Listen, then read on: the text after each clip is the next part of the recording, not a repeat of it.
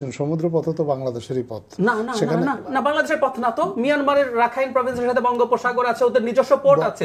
খুবই confusing situation আমার কাছে মনে হচ্ছে। আপনি একটু বলেন, ব্যাখ্যা করেন, আপনি কি বুঝলেন?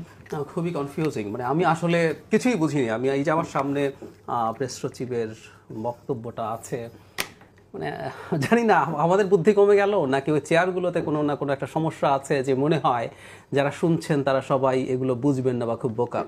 উনি যা যা বলেছেন এখানে, এটা হিউম্যানিটেরিয়ান করিডোরের কথাই বলেছেন। উনি বলছেন বাংলাদেশই সবচেয়ে সঠিক জায়গা, এখান থেকে মানবিক সহায়তা যাবে।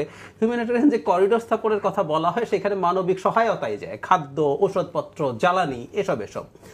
তো আমি ঠিক বুঝলাম না যে কোথায় উনি আলাদা কিছু বললেন। একটা শব্দকে নিয়ে জাগলারি হলো এবং ধরে নিলেন আমরা কিছুই বুঝবো না। এবং উনি বলছেন একটা পর্যায়ে যে জনগণের সাথে আলাপ করবেন। আমি সরি, নীতিগত সিদ্ধান্ত নেওয়ার আগেই রাজনৈতিক দলের সাথে কথা বলতে হবে, তারপর আমরা নীতিগত সিদ্ধান্ত নেব, তারপর শর্ত নিয়ে আলোচনা হবে কি কি শর্তের ভিত্তিতে আমরা এটা দিতে পারি বা পারি না। এর মধ্যে অনেকগুলো ভুল আছে। যেমন ধরুন, ওনারা বলছেন বাংলাদেশের সবচেয়ে সেরা পথ। আচ্ছা, আমি যদি এভাবে প্রশ্ন করি, মিয়ানমারে এখন গৃহযুদ্ধ চলছে এবং 21 বা 22% ভূমি জান্তা সরকারের দখলে আছে, এবং মিয়ানমার বর্ডারের বিরাট একটা অংশ বিভিন্ন বিদ্রোহী, এক এক জায়গায় এক এক বিদ্রোহীদের দখলে আছে। তো মিয়ানমারের সাথে তো মানে বর্ডার আছে বাংলাদেশের, ইন্ডিয়ার, চায়নার, তারপরে লাওসের আছে, থাইল্যান্ডের আছে। আপনি দেখবেন কোথাও এই আলাপ নাই। নাম্বার 2, রাখাইনে কি বাংলাদেশ শ্রেষ্ঠ পথ? উনি বলছেন, আমি তো তা মনে করি না। সমুদ্র পথে খুব ভালো মতো সাপ্লাই ওখানে পৌঁছে দেওয়া যায়, কারণ এই অঞ্চলটা পুরোপুরি আরাকান আর্মির কন্ট্রোলে আছে, সিতোয়ে পোর্ট আছে, খুব চমৎকারভাবে সেখানে পৌঁছে দেওয়া যায়। তাহলে বাংলাদেশের ভেতর দিয়ে এই আলাপটা কেন? সুতরাং বাংলাদেশ করিডোর, আপনি বলেন, বাংলাদেশ করিডোর দেওয়ার সিদ্ধান্ত আসলে নিয়েছে। এবং এখন যেহেতু প্রচুর শোরগোল হওয়ার ফলে আপনি আসলে একটা ব্যাখ্যা নিয়ে এসে এটাকে এক ধরনের অস্পষ্ট করার চেষ্টা করলেন, কিন্তু সাকসেসফুলি অস্পষ্ট হয় নাই। আপনি যে জিনিসটা আসলে সিদ্ধান্ত নিয়েছেন তাতে তা দাঁড়াবে না। উনি বলছেন জাতিসংঘ যদি এটা করে তাহলে বাংলাদেশ নাকি সারা পৃথিবীর এরকম ডিস্ট্রেসড মানুষদের সাহায্যের জন্য বসে আছে, তাই বাংলাদেশ এটা বিবেচনা করবে।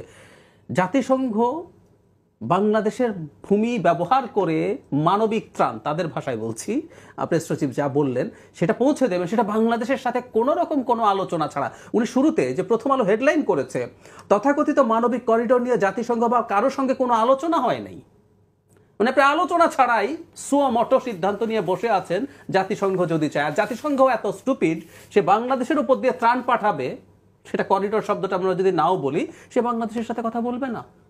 মানে আমি এই সরকারের কাছ থেকে এই জিনিসগুলো এক্সপেক্ট করি না, একদম সোজা সাপটা কথা। আমার কাছে মনে হচ্ছে যে আপনি তো আমি একটু ব্যাখ্যা দেওয়ার প্রয়োজন না, আপনি তো দিয়ে দিচ্ছেন, আপনার সময়টা আবার দেবেন। আপনি সমুদ্রপথের কথা বলেছেন। সমুদ্রপথ তো বাংলাদেশেরই পথ। না না না না, বাংলাদেশের পথ না তো। মিয়ানমারের রাখাইন প্রভিন্সের সাথে বঙ্গোপসাগর আছে, ওদের নিজস্ব পোর্ট আছে, সিতোয়ে পোর্ট আছে। বঙ্গোপসাগরের একটা বড় অংশ তো বাংলাদেশ না, ওদের সমুদ্র সীমা আছে। আজাদ ভাই, সমুদ্র সীমায় তো যেতে হলে অনেক সময় বাংলাদেশের সমুদ্র সীমা, না বাংলাদেশে আসতে হবে না, বাংলাদেশে আসতে হবে না, সেটা গুরুত্বপূর্ণ। আমার একটা ম্যাপ থাকলে আমি দেখিয়ে দিতে পারতাম। আমি এই বিষয়গুলো নিয়ে আমি যথেষ্ট ঘাটাঘাটি করেছি। ওর নিজস্ব সমুদ্র সীমা আছে, নিজস্ব সমুদ্র। আর একটা জিনিস উনি বলেছেন যে আপনার হিউম্যানিটেরিয়ান করিডোর নিয়ে আলোচনা হয়নি, কিন্তু উনি কিন্তু এটা বলেননি যে এইড নিয়ে আলোচনা হয়নি। এইড নিয়ে আলোচনা হয়েছে, এইডের জন্য লজিস্টিক সাপোর্ট জাতিসংঘের পক্ষ থেকে চাওয়া হয়েছে, সেটা কিভাবে দেওয়া যায় সেটা নিয়ে কথাবার্তা হয়েছে। কিন্তু হিউম্যানিটেরিয়ান করিডোর, এটা করিডোর মানে আপনি বাংলাদেশের উপর দিয়ে যাবে।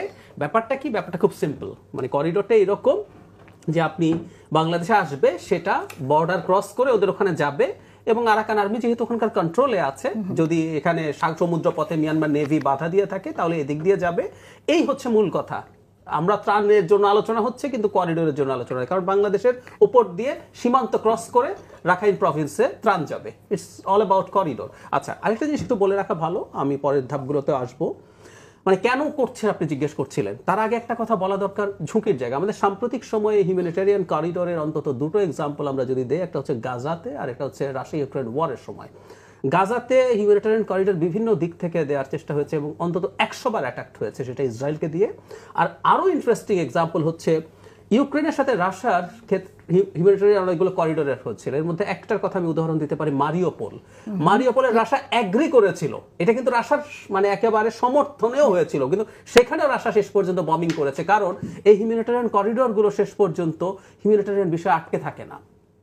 অস্ত্র তো বটেই, ধরুন ফিউল যাচ্ছে, নানা রকম অপরাধ সংগঠিত না শুধু অপরাধ না, ধরুন অস্ত্র তো গেলে সেটা জানতা পছন্দ করবেও না, কিন্তু ধরুন জ্বালানি যাচ্ছে সাধারণ নাগরিকের জন্য, কিন্তু এই জ্বালানিটা যদি আরাকান আর্মির কাছে যায় তার যুদ্ধ করার ক্যাপাবিলিটি বেড়ে যায়। ওদের ওখানে তো ঠিকমতো এগুলো পৌঁছতে পারছে না, কারণ জানতে এগুলো পৌঁছতে দিতে চাইছে না, সে চাইছে আরাকান আর্মি দুর্বল হয়ে পড়ুক যাতে সে এই ভূমি পুনরুদ্ধার করতে পারে।